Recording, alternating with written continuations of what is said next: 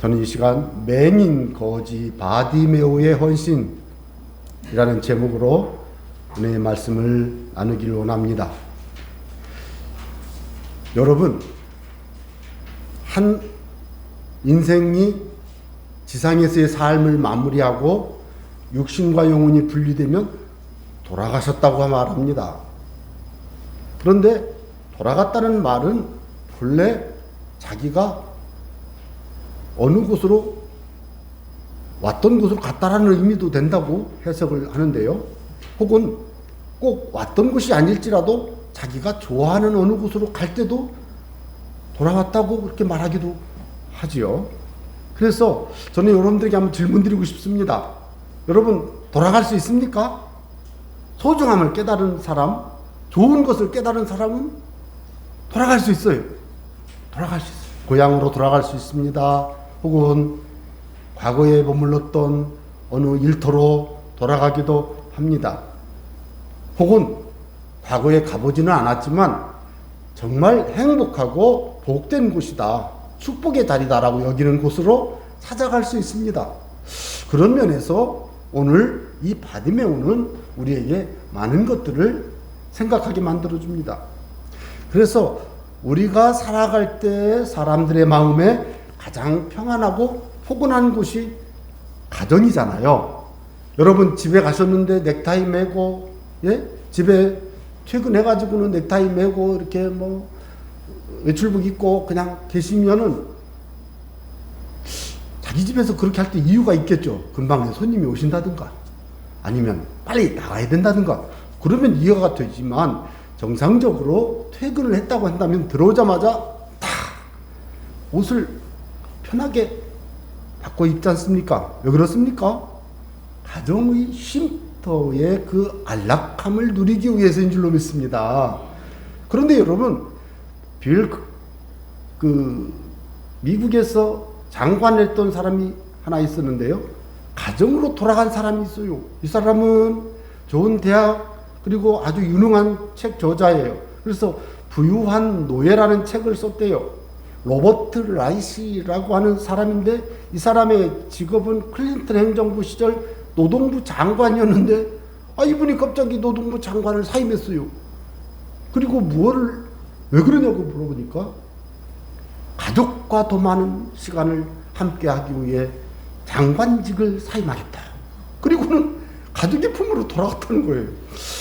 참, 돌아가도 먹고 살만하니까 돌아갔겠지만 참 대단하지요.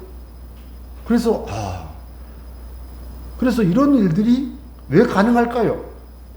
가정이 소중하고, 가정이 귀하고, 가정이 행복이고, 가정이 기쁨이기 때문에 가능한 줄 믿습니다.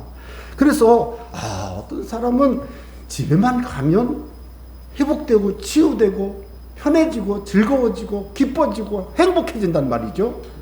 그런 집을 뭐라고 말합니까? 행복한 가정이라고 말해야 되겠지요.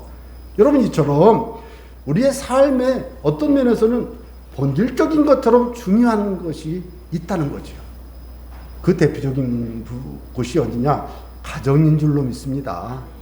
그래서 하나님이 교회를 만들기 전에 에덴 동산에 가정을 먼저 만드셨잖아요. 예? 그러니까 저와 여러분의 가정이 하나님이 의도하신, 디자인하신 그 축복의 처소가 되시기를 바랍니다. 그런데 우리가 오늘 말씀을 보면서 생각해 볼 수 있는 것은 무엇일까요? 바디메오를 볼 때 바디메오에게서 우리가 하나의 관점을 얻을 수가 있습니다. 관점. 그는 어디로 돌아갔죠? 그래서 저는 오늘 여러분에게 먼저 질문 드리고 싶습니다. 저는, 혹은 여러분은, 나는 어디로 돌아가야 될까요? 어디로 가야 될까요? 이건 아주 상당히 추상적인 질문입니다만은, 안정과 평안과 행복을 누리고 삶의 만족을 누리기 위해서 어디로 돌아가야 될 것인지를 한번 여러분 마음속으로 이렇게 되뇌어 보시기 바랍니다. 그것이 어쩌면 그 대답을 하는 그 순간 그분의 가장 가치 있는 게 그거예요. 그래서 여러분, 저는 오늘 말씀을 놓고 볼 때 니고데모는 바디메오는 맹인 거지 길가에 앉아 구걸하던 사람이므로 상당히 불행했던 사람이라고 저는 생각을 해도 별로 뭐 잘못 생각한 것은 아닌 것 같습니다. 그런데 제가 보기에 오늘 말씀을 전체적으로 묵상을 해볼 때 이 바디메오는 승리한 사람입니다. 행복한 사람입니다. 그리고 삶에 기쁨과 즐거움이 있는 사람이에요. 그거 어떻게 그게 가능할까? 저는 단정적으로 그렇게 말씀을 드리고 싶습니다. 이 바디메오는 구약 성경에 약속한 하나님의 구원의 계획과 다윗의 자손으로 오시는 하나님의 아들 그분에 대한 성경 말씀들을 듣고 믿고 말씀대로 그걸 믿고 그래서 말씀대로 그걸 마음에 새겼고 그걸 믿었고 믿음대로 이제 마음에 그분을 기다리고 있는 거예요. 맹인이다 보니까 눈이 어두워 어디 이동하기 어려운데 예수님이 과연 내 앞을 지나가실 때는 안 오실까? 마치 여리고는요 하나님의 축복의 도시 같아요. 예수님이 여리고로 들어오실 때는 그 삭개오가 예수님을 만났는데 여리고에서 예수님이 용모를 다 마치고 떠나가실 때는 길가에서 바디메오를 만났어요. 그것도 왜 그런지 아세요? 이제는 예수님이 여리고를 거쳐 예루살렘으로 올라가시면 다시는 여리고로 내려오지 않습니다. 다시는 갈릴리로 가지 않습니다. 왜요? 지금 예수님이 올라가는 이 길은 예루살렘으로 가는 승리에 입성하는 그런 발걸음인 것은 사실이지만 사실은 고난의 길을 가는 것입니다. 십자가를 지고 죄인된 자기 백성을 죄에서 구원하시는 희생의 길을 예수님이 가고 계신 것입니다. 고난의 길, 희생의 길. 그러나 죄를 용서하여 구원받은 그 백성들을 통해 영광 받으실 영광의 길로 예수님이 가시는 그 여리고 길목에서요. 지금요. 바디메오를 만난 겁니다. 그런데 이 바디메오는요. 말씀대로 예수님을 믿었어요. 그리고 기도한 것이 아니고 예수님께 소리 질러 외쳤습니다. 지나가는 사람들에게 지금 누가 지나갑니까? 이랬겠죠. 예? 선생님, 지금 지나가시는 분이 누구예요? 이렇게 질문했겠죠. 그러니까 어떤 분이 대답했습니다. 예, 나사렛 예수 선생님이십니다. 그러면 바디메오가 나사렛 예수여 나를 도와주세요 이럴 줄 알았는데 이 바디메오는 다윗의 자손 예수여 나를 불쌍히 여기소서 소리쳐 부르짖었어요. 아니 나사렛 예수니까 왜 다윗의 자손 예수여라고 부르냐고요. 여러분 예수님의 이름이 임마누엘 혹은 이제 요셉에게 마리아에게 말할 때는 예수 이름 줬잖아요. 그런데 구약 성경에서는 다윗의 자손으로 오시는 하나님의 구원자가 오실 것이고 마른 땅에서 솟아난 새순이 돋아날 것인데 다윗의 가지에서 새순이 돋아날 것인데 그게 구원자 예수님을 말하는 표현이잖아요. 그러니까 이제 하나님의 구원자는 다윗의 자손이라고 구약 성경에 기록해 놨는데 이 바디메오는 인류를 구원할 하나님의 구원자는 다윗의 자손이야. 그걸 이해를 했어요. 그런데 바로 들려오는 소문, 그분의 설교 말씀이 어땠고 어떤 일이 있었고 들으면서 길가에 앉아가지고 그는 마음으로 구약 성경이 약속한 하나님의 구원자 그분이 말씀대로 오셨구나. 그분이 내 앞에 지나가시면 내가 그분께 나아가 예배하리라 경배하리라 기도하리라. 내가 이 눈 멀고 거린의 아주 힘든 삶을 살고 있는데 나를 좀 눈을 좀 뜨게 해달라고 부탁드려야 되겠구나. 그 마음에는 말씀대로 예수님을 주님으로 믿었고요. 그 말씀대로 예수님이 주님인 것을 믿고 있다 보니까 주님이 지나가실 때는요. 나사렛 예수여 나를 불쌍히 여기소서라고 말하지 않냐고. 다윗의 자손 예수여 나를 불쌍히 여기소서. 다윗의 자손이여 나를 불쌍히 여기소서. 여러분 다윗의 자손 예수여라는 말은 하나님의 구원자 되시는 예수님 그런 뜻이고요. 다윗의 자손이여 나를 긍휼히 여기소서 그 말은요. 불쌍히 여기소서 그 말은 하나님의 구원자 되시는 분이여 나를 불쌍히 여겨주세요 이런 뜻이에요. 우리가 예수님을 그리스도라고 고백하잖아요. 예수는 그리스도이십니다. 이럴 때는 예수는 사람 이름이고요. 그리스도는 하나님의 구원자 이름이에요. 그런데 예수는 그리스도십니다. 우리가 기다리는 그리스도는 예수라는 분이 그리스도입니다. 이렇게 됐던 신앙 고백이 이름으로 다 붙어가지고 예수 그리스도 우리 주, 이게 다 예수 이름이잖아요. 이게 다 다윗의 자손 예수 그리스도 우리 주, 이게 다 예수 이름이요. 다윗의 자손 주 예수 그리스도, 이게 다 예수 이름이잖아요. 그렇게 예수님을 고백하는 이 바디메오의 말씀 이해, 믿음의 고백, 그리고 그것을 기초하여 예수님께 소리쳐 부르짖는 이 갈급함, 여러분 이 모습이요 바디메오가 승리하고 행복해지는 비결인 줄로 믿으시기 바랍니다. 그래서 저는 바디메오는 누구라고요? 승리하는 사람이라고 믿습니다. 바디메오는요 그 인생을 성공한 사람이에요. 저 이번에 제가 바디메오 때문에 은혜를 많이 받았어요. 왜 그랬는지 아세요? 제가 말씀드렸잖아요. 세대반처럼 돌에 맞아 죽으면서 주여 저들의 죄를 저들에게 돌리지 마. 나 그렇게 소리치고 기도할 자신이 없어요. 바울처럼 평생 복음을 증거하다 감옥에서 목 베어 참소당해 순교하는 거 자신 없어요. 왜? 너무 어렵잖아요.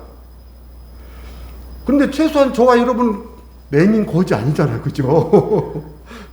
그런데 오늘 성경 말씀을 보니까 맹인 거지 바디메오가 예수님을 만나 눈을 뜨고 그의 삶의 변화가 나타났어요. 와, 아니 나는 최소한 거지 아니고 나는 최소한 지금 맹인이 아니잖아요. 얼마나 우리는 넉넉하고 풍족합니까? 바디메오에 비해서. 그 바디메오가 예수님을 향해 다윗의 자손 예수여 나를 불쌍히 여기소서 뛰어오던 막 겉옷을 내팽개치고 뛰어오던 그 모습을 보면 갈급함, 사모함, 애달픔, 목마름, 이것은 우리보다 더 뜨거울 것 같아요. 그걸 놓고 보면 바디메오의 그 마음에 불타오르는 사모함과 소망함, 갈급함이 믿음으로부터, 말씀을 기초한 믿음으로부터 표출되고 있는 거예요. 여러분에게 내가 한번 질문 드리고 싶어요. 여러분은 하나님께 나올 때 말씀에 근거하여 믿음의 자세로 어떻게 하나님께 막 표출하면서 갈급함을 진술하고 계십니까? 예? 이거예요, 이거. 제가 만난 어떤 분은 부탁했어요. 그렇게 하면 안 됩니다. 저 아무리 부탁을 해도 말을 안 해요. 이만큼 잊어버렸어요. 또 보니까 이상해요. 또 쫓아가서 부탁했어요. 또 이만큼 또 잊어버렸어요. 그럼 큰일 난다니까. 정신 좀 차려요, 제발. 안 되더라고요. 그래서 제가요, 너무 마음이 아픈 거예요. 여러분, 목사들은 그런 마음이 있지. 여러분들도 그런 마음이 있어요. 리더의 마음이잖아요. 부모의 마음이잖아요. 저렇게 하면 안 되는데. 어떡하지? 자꾸 말하면 잔소리가 되니까. 기도는 하지만, 기도해도 본인이 자꾸 문을 열고, 자꾸 그 마귀에게 문을 자꾸 열면, 우리 집이 무너지는 거예요, 여러분. 방문을 자꾸 열면 도둑이 들어오죠. 자꾸 문을 열어. 그러지 말라니까요. 근데 오늘 이렇게 만나보니까 울어. 내가 속으로 그랬어요. 더 울어야 돼. 말 안 했지만 속으로 기도하면서 그래. 더 울어야 돼. 말하면 큰일 나거든요. 갈급함이 없어요. 말씀에 기초하여 하나님이 내 삶을 인도하신다는 믿음이 없어요. 말씀에 기초하여 말씀을 이해하고 하나님께서 나를 도우신다는 믿음을 근거하여 하나님 앞에 불타오르는 사모함과 열정이 하나님 앞에 눈빛에서, 얼굴빛에서, 기도하는 모습에서, 찬송하는 모습에서, 예배하는 모습에서 하나님께 표출되어야 되는데요. 안 돼요. 안 돼요. 너무 안타깝죠. 그런데요, 우리 하나님은 아주 멋있는 분이에요. 그래도 기도를 해. 그게 은혜가 되는 거 아니에요? 목사가 볼 때는 좀 더 좀 하지. 그런데 하더라고요. 해요. 여러분, 그런 분들 많아요. 옆에 누구 있으면 기도 안 해. 속으로만 하지. 괜찮아요. 그래도 그것도 기도는 기도니까. 근데 다급하고 너무 사모하면요, 옆에 누가 있거나 말거나 막 터져 나오잖아요. 여러분, 그때 주님과 저는 교제라고 저는 그걸 생각합니다. 그래서 아주 교양 있고 세련되고 아주 품격 있는 차림과, 그리고 집도 적당히 멋있게 살아요. 또 너무 이쁘고 잘생겼어. 아주 뭐 중년에 뭐 반백의 머리에 쫙 너무 우아해 보여. 여러분, 이런 분들이 어느 날 갑자기 기도하기 시작하면요, 변해요. 주님을 만나면 변해요. 여러분, 그런 적 있죠? 이미 그 단계는 지났죠? 여러분, 이 단계가 통과되지 않는 사람은 바디메오에게 가야 돼요. 바디메오에게 물어봐야 돼요. 바디메오님, 왜 나사렛 예수님을 만났을 때 그렇게 소리치고 잠잠하시오? 그래도 더 크게 소리 지르고 왜 그랬어요? 그러면 아예 예수님이 이제 올라가시면은 못 내려올지도 모르고 못 만날지도 모르는데 어떡합니까? 지금 내가 예수님을 만나야지. 그러니까 내가 뛰어갈 수도 없고 눈에 보이지 않으니 소리라도 쳐야지. 가던 발걸음을 멈추도록 그 바디메오가 소리쳤잖아요. 그 예수님 머물러 서서 탁 돌아보시면서 그를 부르라. 여러분, 우리가 정말 말씀의 본문을 이해하고 믿음으로 그것을 마음에 새기면서 주님께 간절히 기도할 때 주님이 가던 발걸음을 멈추고 우리를 주목해 보시면서 이리 오시오. 무엇을 원하니? 저는 그걸 믿습니다. 예, 반드시 이럴 때가 있습니다. 여호수아도 여리고를 향해 나갈 때 여호와의 군대 장관이 딱 오잖아요. 주님이 오시잖아요. 바라기는 오늘이 그런 날이 되시기 바랍니다. 맹인 바디메오는요, 길가에 앉아있던 사람이에요. 길가에. 전 이 말씀이 너무 가슴이 아팠어요. 바디메오가요, 길가에 앉아있었다. 이게 무슨 뜻이에요, 이게? 자기는 주연 배우가 아니요, 그냥 구경꾼일 뿐이에요. 역사의 주인공의 자리에 설 수가 없음. 힘이 없음. 방법이 없음. 소망이 없음. 어떻게 보면 소망이 없어. 방법이 없어요. 절망스러운 모습이지요. 눈은 보이지 않죠. 매일매일 구걸해서 살아야죠. 사람들이 자꾸 옆에서 주워박죠. 잠잠해. 조용히 해. 그런 이 니고데모의 마음에 불타오르는 그 사모함이 예수님께 전달될 때 예수님이 머물러 서서 그를 부르라. 그 예수님을 만나게 됐습니다. 여러분, 50절의 말씀은 가장 많이 은혜 받는 분들이 이 말씀을 갖고 은혜를 많이 받으시더라고요. 맹인이 겉옷을 내버리고, 유대인들은요, 겉옷이 이불이요, 이불.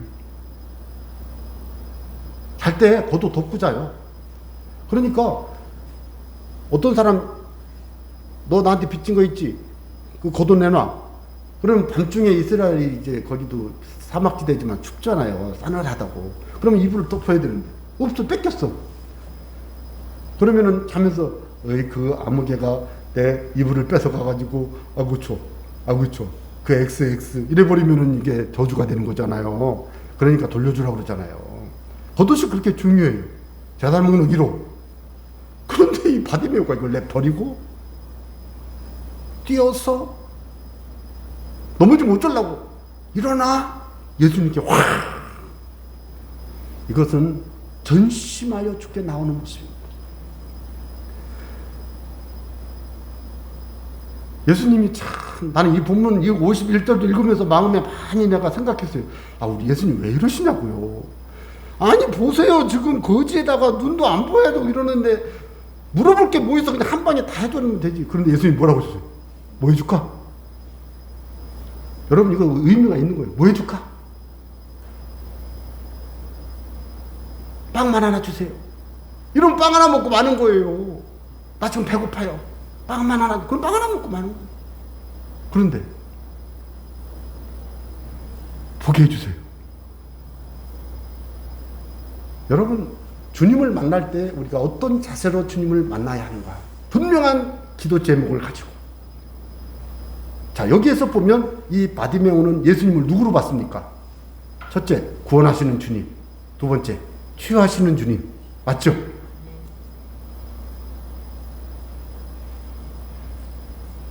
선생님, 좀 보게 좀 해주세요. 나 좀 보게 좀 해주세요. 근데 예수님께서는요, 봐라. 이렇게 말씀하신 게 아니고, 내 믿음이 너를 구원하였느니라. 사실 여러분 성경 읽다 보면, 본문 말씀을 놓고 보면, 예수님이 약간 동문서답하는 것처럼 말씀하시는 게 있어요. 이유가 뭐냐면, 예수님께 말씀드린 것만 보시지 않아요. 그 사람의 내면도 보시고, 그 사람의 모든 걸 아셔요. 그러니까 니고데모를 만날 때 너 거듭나야 돼.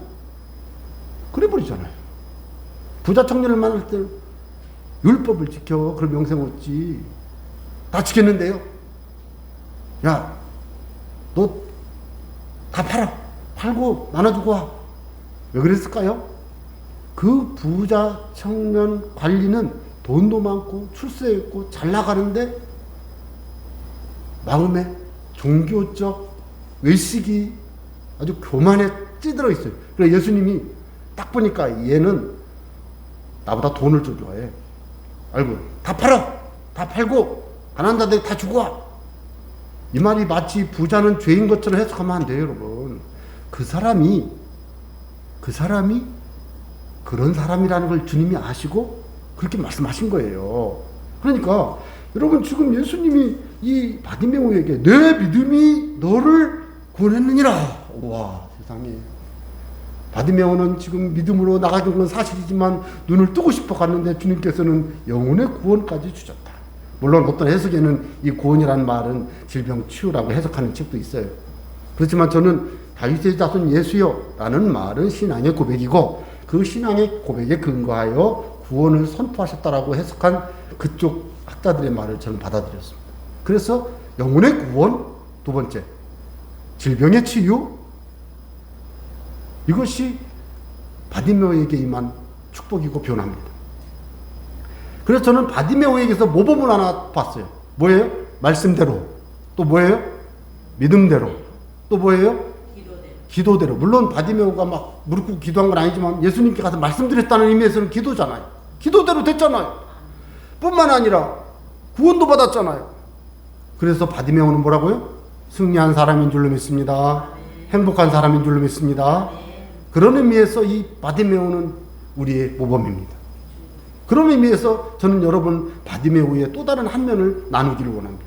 여러분 52절에 예수께서 이르시되 가라 내 믿음이 너를 구원하였느니라 말씀하시면서 하였느니라 하셨는데 말씀은 구원하였느니라 하나님이 너를 구원하였느니라 이렇게 말씀하셨는데 눈도 떠버렸어요.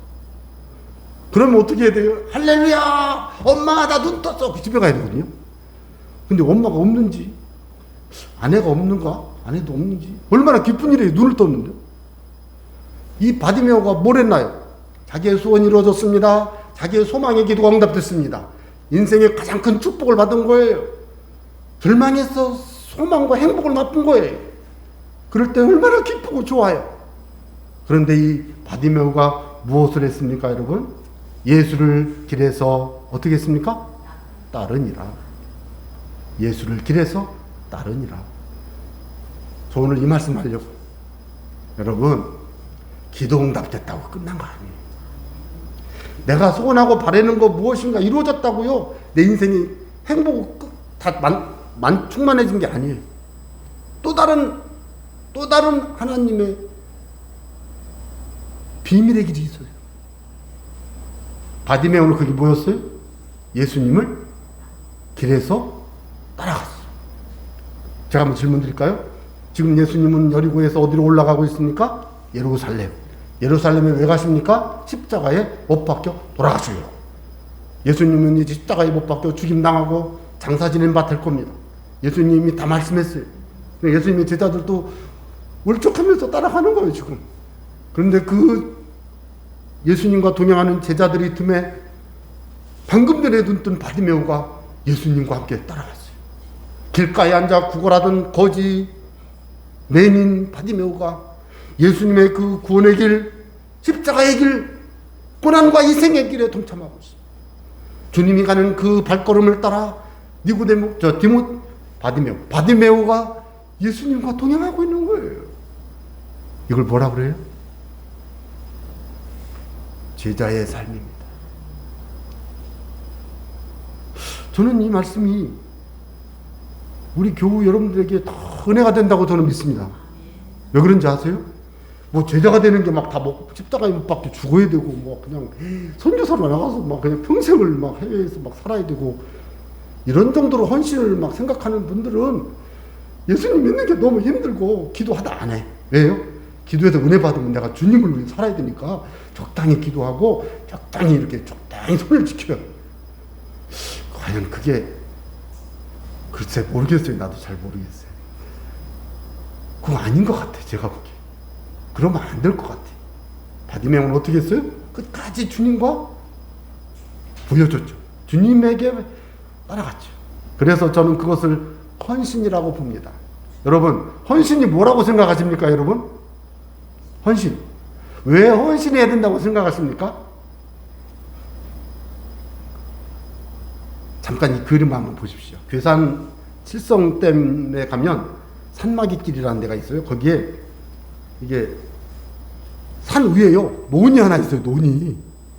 여기는 저수지가 없어요. 그래서 거기 잘 읽어보니까 예전에 벼를 재배하던 논이래요. 설명은 없지만 산에서 내려오는 물이 있는지는 모르지만 하늘에서 비가 와야 뭐를 심을 수가 있는 거예요. 그 농부의 심정을 한번 생각해 보세요. 비가 안 오면 벼농사 못 지죠. 못 지어요. 지금은 거기에다가 연못을 만들고 연꽃을 심었더라고요. 근데 그걸 보고서 가다 하나님께 기도했어요. 참, 아니 뭐 이런 산막이길에서도 내가 주님의 은혜를 체험하는 거예요. 그런데 거기 물이 있더라고요. 어떻게 물을 갖다 붓는지 뭐 요즘에 뭐 양수기로 하면 되지만 그 밑에 칠성댐이 있으니까 이렇게 끌어올리면 되지만 한 40m 이상 되는데 그걸 양수기로 했는지 뭐 어쨌든 그래 돼 있어요. 그래서 여기다가 뭐를 심었다고요? 왜요? 하늘만 바라봐야 돼. 천수답이잖아요. 농사 짓는 방법은 뭐예요? 하늘이 은혜를 베풀어야 돼. 물을 줘야 뭐를 심어서 벼를 추수할 수 있는 거예요. 여러분 벼를 농사 짓을 때 가장 물이 많이 필요할 때가 언제예요? 이삭이 베는 시기하고 이삭이 패는 시기, 이게 이삭이 나올 때하고 밑에서 이삭이 베는 시기. 이때는요, 두 번은요, 물이 가장 많이 필요할 때예요. 근데 그때 비가 안 오면 농사 이거 그냥 안 되는 거예요. 그러면 예수님 믿었으면 기도하겠지만 예수님 안 믿는 사람은 그냥 하나님 막 그냥 막 기우지하고 난리 났을 거라고요.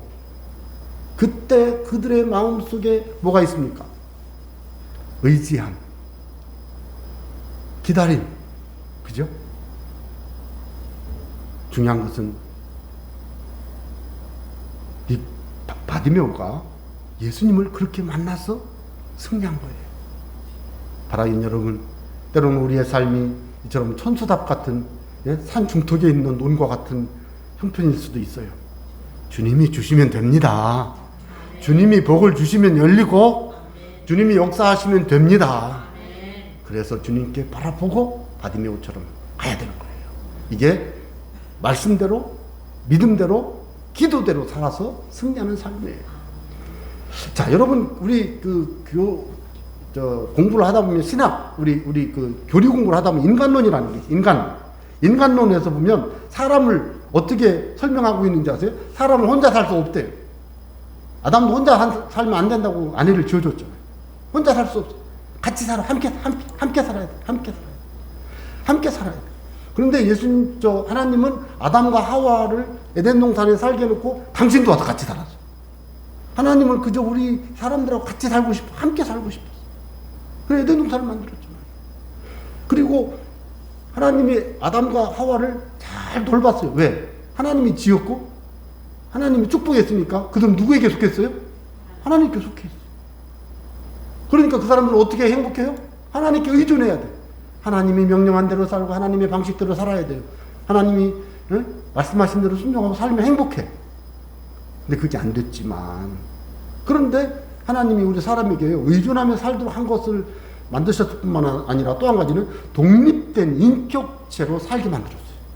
그런데 독립된 인격체로 살 수 있는 힘을 우리 사람에게 주니까 이 사람들이 하나님을 의존해서 살면서도 독립된 인격체로 살 때 행복한데, 이게 두 개가 같이 가야 되거든요. 왜? 우리 사람을요, 피조된 인격체. 피조됐다는 얘기는 독립된 존재가 아니란 뜻이에요. 인격체라는 말은요, 독립됐다는 얘기예요. 그런데 아담과 하와는 피조된 건 덮어버리고 독립됐다고 선언해버렸어요. 그게 선악을 알게 한 나무 열매를 먹은 거죠. 그런데 사람이 진정으로 행복하려면 어떻게 해야 된다고요? 하나님을 의존해야 돼요. 왜? 하나님의 피조물이니까. 그리고 내가 독립적으로 판단을 하고 결정을 하는데 하나님 안에서 말하고 생각하고 행동하고 살아가야 돼요. 이게 행복이에요. 이게 성경이 그렇듯이, 성경. 사람이 그렇다고요. 자, 이것을 한번 생각을 해보시고, 그러면 과연 헌신이란 무엇일까? 헌신. 누군가에 속하는 거예요. 내가 자발적으로 결정을 하는 거예요. 하나님께 속하는 거죠. 그렇죠? 결혼할 때 자발적으로 한 남성, 한 여성에게 속하는 거예요. 그게 결혼 서약이에요, 여러분. 네? 맞잖아요. 그게 결혼이에요. 사람끼리의 약속도 잘 지켜야 행복이 유지돼요. 하나님께 속한 자가 하나님께 계속 속했음을 선언하고 살아가야 돼요. 그래서 헌신이란 뭐냐? 예수님께 속하는 거예요. 너무 쉽죠? 헌신이 뭐라고요? 예수님께 속하세요. 예수님께 쏙 들어가서 예수님과 함께 사는 거예요. 또 교회는 천국 가는 대합실과 같아요. 여객실과 같아요.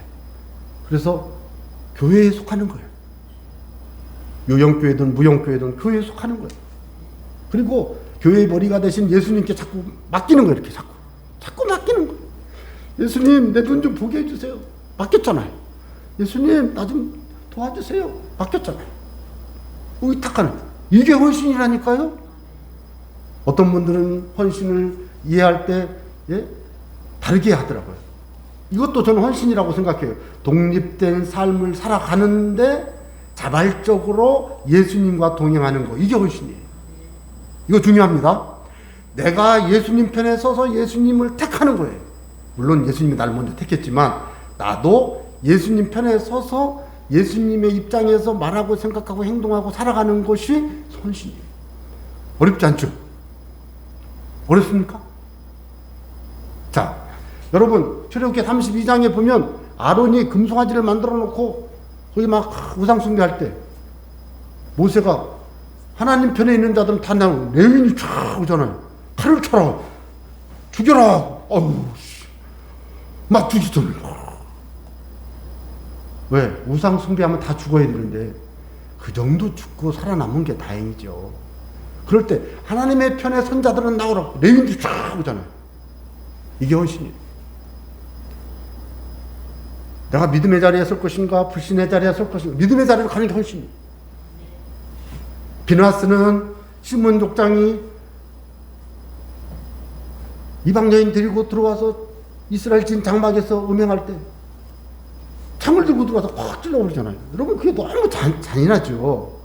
그런데 하나님이 그것을 하나님의 분노로 징치했다고 해서 오히려 비나스를 축복합니다. 왜요? 하나님의 마음을 택했어요.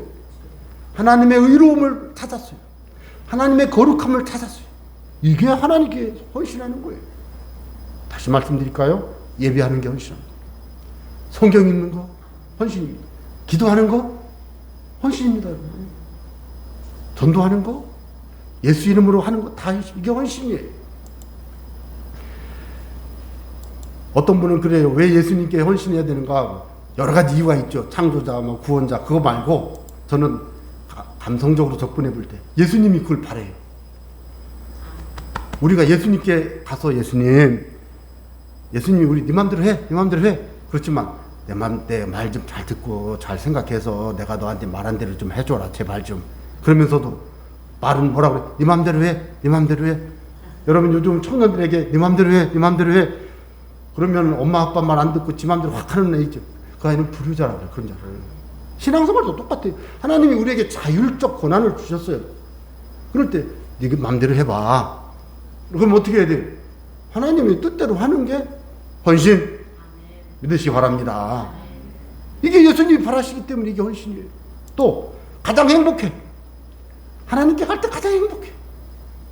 하나님께 갈 때 가장 안전해. 하나님한테 가는 게 가장 가치 있어요. 이미 우리는 예수님께 헌신했기 때문에 또 가야 돼. 이게 어느 책에서 그렇게 말하더라고요. 그래서 와, 헌신이 꼭 나는 주님을 위해서 내 삶을 드리고 주님을 위해서 내가 막 집을 드리고 차를 드리고 돈을 드리고. 그래서 어느 경우를 보면은 그 헌신에 대한 부분들이 다양하게 있습니다만은, 그럼 바디메오는 어떻게 헌신했나 한번 볼까요? 바디메오는 돈 들였단 말이 있나요? 아니에요. 눈을 뜨자마자 즉각 헌신했어요. 아셨죠? 예수님을 길에서 따랐어요. 예루살렘까지 갔는지는 솔직히 잘 모르겠지만 제가 이렇게 책을 보니까 따르니라 이 말은 미완료 진행형으로 해석을 해야 된대요. 이게 무슨 뜻이냐면 따랐다 끝난 게 아니고 따르고 있었느니라. 따르고 있는 거 진행형이에요. 언제까지? 예수님이 예루살렘으로 올라가시는데 따라가고 있었다 이거예요. 그 말이 뭐예요? 바디메오는 예수님께 지속적으로 변함없이 헌신했다. 또 예수님과 친밀하게, 제가 문자보낼 때 한번 보냈는데 친밀하게. 여러분 어디 여행을 하는데 옆에 사람하고 말도 안 하고 가면 얼마나 힘든지 아세요? 삐졌나? 무섭나? 이러면 어떻게 해요? 그런데 교제하면서 친밀해. 예수님 너무 좋아요. 내가 지금 눈을 처음 떴는데 와 예수님 진짜 기뻐요. 그러면서 예수님 좋아요. 이러면서 가야 될 거 아니겠어요? 그럴 때 예수님과 대화하고 제자들과 대화하고 이게 친밀함이에요. 여러분 헌신은요 친밀해지는 것도 헌신이에요. 마치 뭐와 같아요? 가족이 저녁 때 만났는데 왔어? 그리고 자기 방에 쏙 들어가가지고 다 이불 덮고 다 그냥 자버리면 이게 가족이 좀 썰렁하잖아요. 모이자 뭐야 그래가지고 오늘 뭐 했댔어? 그러면서 얘기도 하고 힘들었구나. 아유 어떡해 이러면서 우리 기도하자 그러면서 용기를 주고 이러면 얼마나 이게 좋아요. 이게 친밀함이에요. 교제. 근데 바디메오가 예수님과 길에서 함께 했다는 말은 친밀함을 포함한답니다. 친밀함. 여러분 예수님과 얼마나 친하십니까? 예수님을요 예배 때만 잠깐 생각하시는 분은 친한 게 아니에요. 항상 생각해야 돼요. 그게 동행이에요. 또 예수님 중심으로 헌신해서 예수님이 가는 곳으로 가는 거예요. 예수님이 말씀하시는 대로 살고 예수님의 비전이 나의 비전이 되고 예수님의 사명이 나의 사명이 되는 거예요. 예? 예수님의 성품이 나의 인격이 되고 이렇게 되는 거예요. 이 찬양도 그런 게 있잖아요. 또 예수님과 꿈과 비전을 그대로 봤죠. 이게 바로 한마디로 말하면 뭐예요? 동행. 그래서 저는 여러분에게 오늘 헌신을 드림이라고 기보다는 교제함, 함께함, 동행함으로 이해하시기를 부탁드립니다. 그래서 다시 한번 보십시오. 예수께서 가라 내 믿음이 너를 구원하였느니라 하시니 그가 곧 보게 되어 예수를 길에서 따르니라. 여러분 이것이 바로 바디메오가 보여준 헌신인데요. 바디메오의 헌신은 예수를 길에서 따르는 것입니다. 드린 게 아니에요. 바디메오의 헌신은 예루살렘 고난의 길이고 골고다 십자가의 길이고 죄인을 구원하는 희생의 길에 동참한 거예요. 이제는 십자가에 죽으시고 부활하신 후에 천국의 구원의 문을 확증하는 건데요. 천국문을 여는 승리의 길에 동참한 거예요. 이것이 결국은 아까 말씀드린 대로 예수님과 동행한 헌신이었다. 어때요 여러분? 예수님께 헌신하는 방법이 이런 거라니까요. 어떤 분은 그래 이렇게 말하면 이게 뭐 헌신이에요? 이게 헌신이에요 여러분. 모세는 미디안에서 양을 지키던 지팡이 들고 양 똥 묻은 지팡이야 그게. 양 맨날 이렇게 때리고 다니고 해야 되니까. 양똥 묻은 지팡이 들고 막 다니는데 하나님이 나타나셔가지고는, 응? 내가 선 땅은 거룩한 곳이니 내 발에서 신을 벗어라. 냉큼 벗었는데. 뭐, 여차저차 해가지고, 너 손에 뭐야? 예, 지팡이 있습니다. 그래, 던져봐. 샥! 잡아봐. 샥! 너 지팡이 들고 가. 그래서 여러분, 모세가 지팡이 들고 바로 이렇게 갔잖아요. 하나님은요, 지팡이 들고 있던 사람한테 총 안 줘요. 지팡이 들고 가라 그러지. 무슨 얘기를 말씀을 드리냐면요. 평소 실력이 진짜 실력인지 믿으시기 바랍니다. 내가 그날 살아가는 그 신앙의 태도가 그 사람의 진짜 신앙이에요. 오늘 아침 일어나서 기도하고, 점심때 기도하고, 저녁때 기도하고, 살면서 기도하고, 이게 그분의 신앙이에요. 주일날 교회만 와가지고 예배할 때만 신앙이 아니고, 평소 실력이 신앙인 줄로 믿으시기 바랍니다. 다윗도 마찬가지예요. 이 물매로요, 돌을 탁 던져가지고, 곰도 쫓고, 사자도 쫓고, 사자가 자기한테 덤비면 턱을 치고 막 싸우며 할 때, 하나님이 자기를 지켜주시는 걸 믿었으니까 이 돌 들고 막 사자를 이기고 곰을 이기지. 그러다 보니까 사자도 잡고 곰도 잡고 골리앗도 잡고 나라도 대통령도 왕도 되잖아요. 평소 실력을 하나님과 교제하고 동행하고 살아가면 하나님이 복을 주시고 은혜를 주시는 줄로 믿으시기 바랍니다. 그러니까 헌신이라고 하는 것은 주님과 깊이 교제하고 동행하면서 주님의 방식, 주님의 말, 주님의 뜻, 주님의 계획을 삶에서 계속 내가 그렇게 누리면서 살아갈 때 여러분 내 삶을 통해 주님의 뜻이 성취되고 내 삶을 통해 주님의 계획이 성취되고 나의 삶을 통해 주께 영광이 돌아가는 줄로 믿습니다. 여러분. 그래서 다윗이 시편 16편에서 여호와를 내 앞에 모심이요 여호와께 내 우편에 계시도다 그랬잖아요. 영원한 즐거움이 있고 온전한 기쁨이 있다고 그랬잖아요.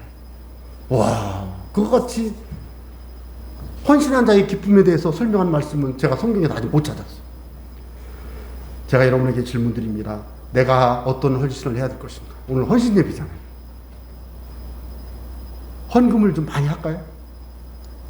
사역자가 될까요? 전도자, 선도사가 될까요? 세상에서 한번 확 성공을 해볼까요? 해야죠. 이렇게 돼야 돼요. 그런데 전 이거는 본질이라고 생각하지 않습니다. 제가 생각하는 본질적인 헌신은요, 예수님과 함께하는 것인 줄로 믿으시기 바랍니다. 예수님과 함께 하세요. 예수님과 함께 하시면 여러분 인생이 예수님과 같이 예수님의 성품을 닮아서 예수님이 디자인한 인생의 길을 성공적으로 살게 될 줄로 믿습니다. 그래서 바디메오는 예수님의 길에서 예수님을 따른 것이 잘한 거예요. 그가 길가에서 소경 거지로 구걸하며 살던 사람이 예수님만 만나 눈을 뜨고 구원을 받고 확신 가운데 예수님의 그 예루살렘 길에서 예수님과 함께 갔잖아요. 그의 인생은 그래서 승리한 인생이고 복받은 인생인데요. 이게 바로 헌신이었다라는 것입니다. 길가에서 일어나는 것입니다.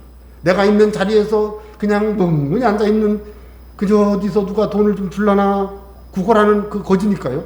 그랬던 그가 자리에서 일어났어요. 이제는 예수님의 길에서 예수님과 함께 예수님 길 위에서 예수님을 만나고 예수님 길에 서서 예수님의 길을 따라가는 거예요. 얼마나 멋있어요? 이렇게 살아가는 것이 오늘 우리가 살아야 될 헌신 줄로 믿으시기 바랍니다. 그래서 저는 여러분에게 부탁합니다. 저와 여러분의 헌신은 예수님과 동행하는 헌신이 되시기를 바랍니다. 나의 헌신은 예수님과 동행하는 것입니다. 결단해야 돼요. 헌신을 결단하시고 예수님께 돌아가서 예수님과 동행하시기 바랍니다. 이것이 바로 바디메오가 보여준 헌신이에요. 뿐만 아니라 결단의 과정에는 반드시 하나님의 축복이 있는데 하나님께 가까이 함이 내게 뭐라고요? 복이라. 하나님과 동행하실 때 그 인생이 복된 인생이 될 줄로 믿습니다. 구체적으로 그럼 어떻게 결단할까? 전도해야 되겠다. 여러분 이건 전도를 하려고 하는 게 아니에요. 예수님을 가까이 하다 보면 저절로 전도가 되는 줄로 믿으시기 바랍니다. 예수님의 뜻대로 자꾸 살다 보면 나도 모르게 주변의 사람들이 예수님 믿으면 그렇게 좋아요? 라고 말합니다. 그런 은혜를 위해서 선교하면 예수님을 가까이 하고 보내는 전도자, 보내는 선교사가 되어야 돼요. 가는 선교사, 가는 전도자가 되어야 됩니다. 영혼 구원의 사명을 감당하세요. 가족 구원의 사명을 감당하고 이웃을 구원하는 일을 위해 기도하고 헌신하세요. 이거는요, 최소한입니다. 최소한. 여러분 이렇게 살아갈 때요, 이게 헌신한 겁니다. 여러분 때문에 가족이 다 구원받으시기 바랍니다. 부모님, 자녀, 손 다 구원받게 되기를 바랍니다.